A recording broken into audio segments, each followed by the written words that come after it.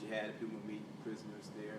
Fortunate to get out in 2000, September 30th, I think it was 2000, and on parole for, I guess, 6 years. Couldn't associate with anybody that was, I guess, an ex-felon, as they would say. Jericho was full of ex-felons, as they would say. All right, our freedom fighters. But after that, kind of like got my way into working with my comrades, my sisters and brothers, Jericho, to free my own comrades from prison. All right, so our experiences are pretty much the same in many regards, Brother Tomas. So this is a movement to free political prisoners. We try to work on various campaigns, working with the prisoners individually. And these, when I say political prisoners, the United States has so many, more and more, because there is the oppression and political incarcerations continue. All right, but we're talking about a set political prisoners. We're talking about those individuals that have principally struggled, against the government, against racism, against oppression, exploitation, social degradation, in an organized, principled manner. And they either were, well, all of us were targeted, but victimized, set up, framed, or actually committed actions.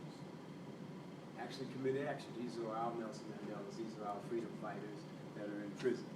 Just by doing this gesture in 2014, you can see the humongous challenge it is to free our brothers and sisters in prison.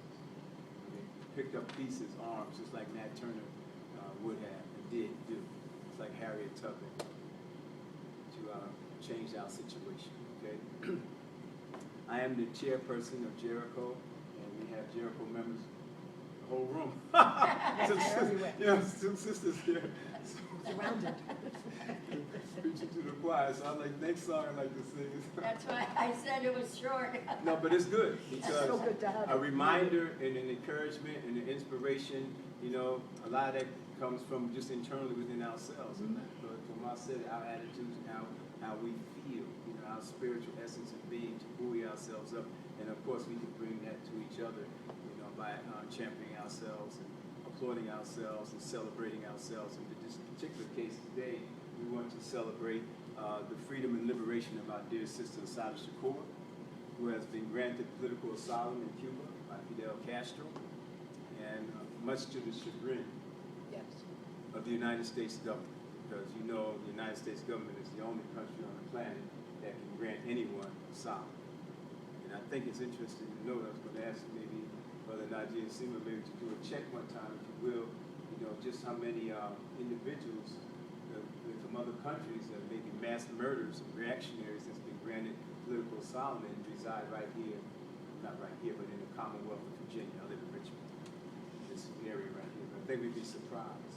I remember seeing a report a long time ago that there were 6, people with horrendous crimes against the people living here, enjoying their life in great democracy in the United States. Okay, but so much for that. So Assata Shakur Liberation Day, this is our second year. Our second year of trying to establishing National Assata Shakur Liberation Day. National Assata Shakur Liberation Day. November 2nd, because on November 2nd, 1979, was the day that comrades liberated her from the state prison in New Jersey. That was the day.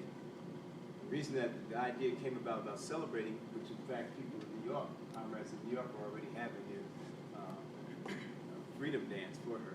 And then probably in other parts of the country too. You don't want to claim credit for something, but as an organization, we said that we're going to make this a holiday. And that was in direct response to the state of New Jersey, in collaboration with the federal government, placing a $2 million bounty on her head. It already was $1 million. Now it was amped up to $2 million. All right, this was done 2 years ago in May, I believe, and placing her on the terrorist list. Now she's on a terrorist list. All of a sudden, now her case is a terrorist case. And so we believe that that part of it is done for a lot of political objectives on the part of the United States government. It means that you giving Assata support, you championing her cause, you trying to reach out to her, like we, Mercenaries Brigade, different organizations to travel to Cuba to visit her. Now, you have to take another thought about that. Leastwise, you be charged accused and prosecuted for rendering material support to a known terrorist.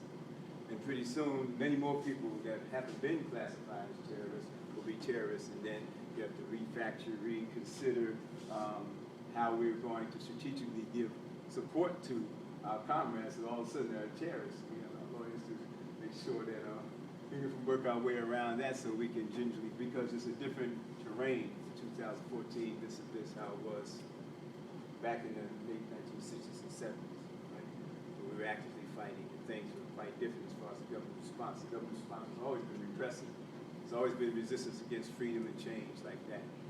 But that's changing, so our strategies have to change organizationally and individually. But we're celebrating Asad Shakur's freedom over there. We're celebrating that. But also we're taking the opportunity to educate the community and people around us, and to remind ourselves, about the very sincere points about freeing our political prisoners.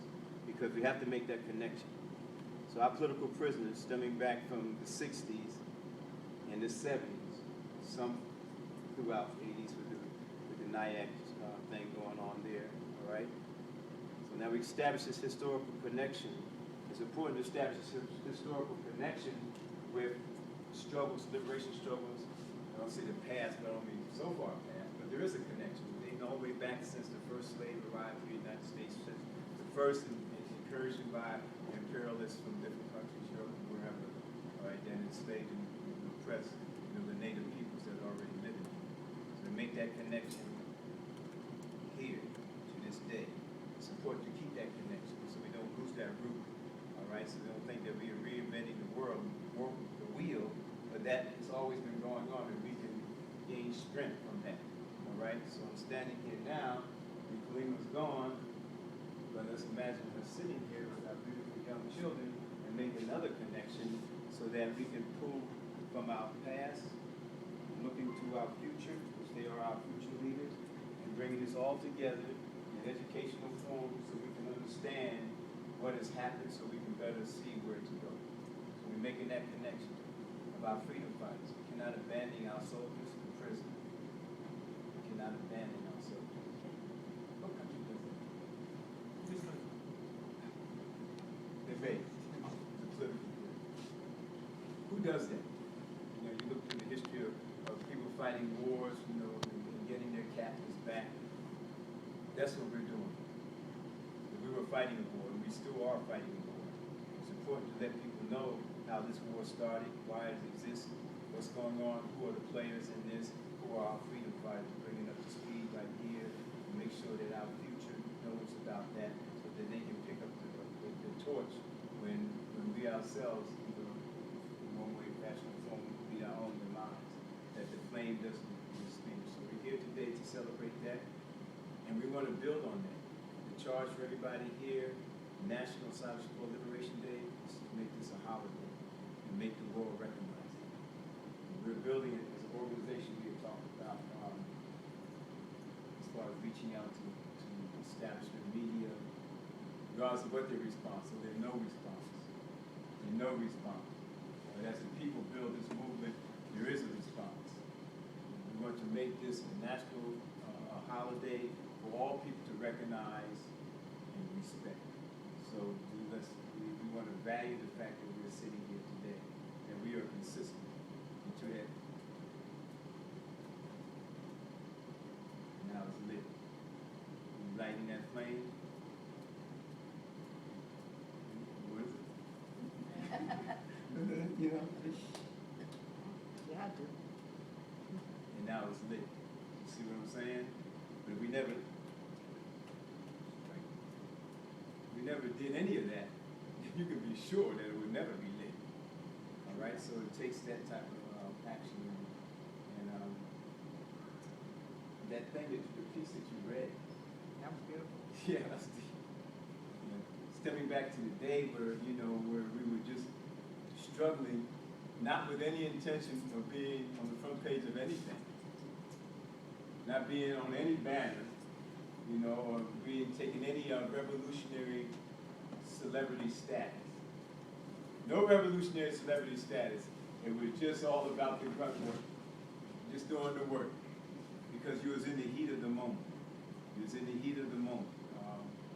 And that's when we're responding to the conditions sincerely as we see they were, trying to put it together to build our own infrastructure, our own communities, our own government, our own way of life, and to resist the oppression of the oppressor, the violence of the oppressor.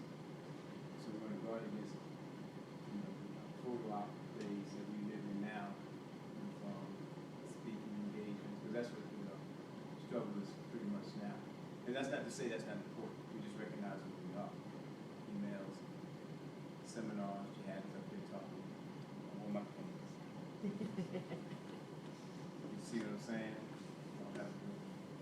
It's just what we're doing right now. And that's where it is.